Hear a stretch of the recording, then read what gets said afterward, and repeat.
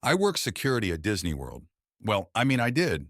I work in security at Disney World, the happiest place on earth. Typically, I wouldn't say where I work as obviously there are some pretty strict rules about things employees can put online, but I just don't think I can tell this properly without that context. And honestly, I think this may be it for me anyway with this job. I just can't see myself working here any longer now. I've been with the company for 23 years. The first 20 years I worked in the parks, nabbing shoplifters, and rounding up people who were drinking too much for the heat. Occasionally there'd be a fight to break up, but people usually kept it pretty mild.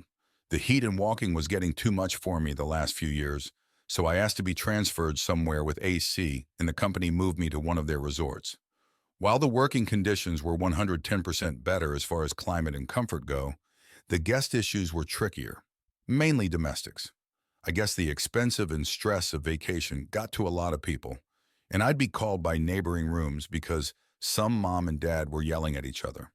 I'd try to suggest they take a nap or go do separate activities for a bit, and that would usually calm them down, but none of that is what I'm here for.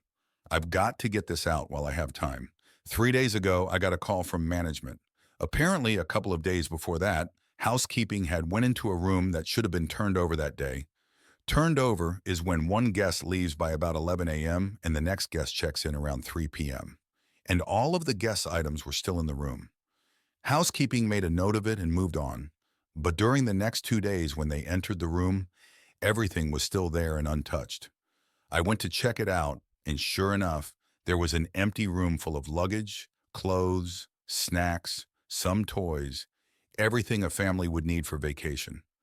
The manager had already looked up the previous reservation, and it was for a family: dad, mom, two little kids. I tried to call the phone numbers they had given, but all I got was voicemail.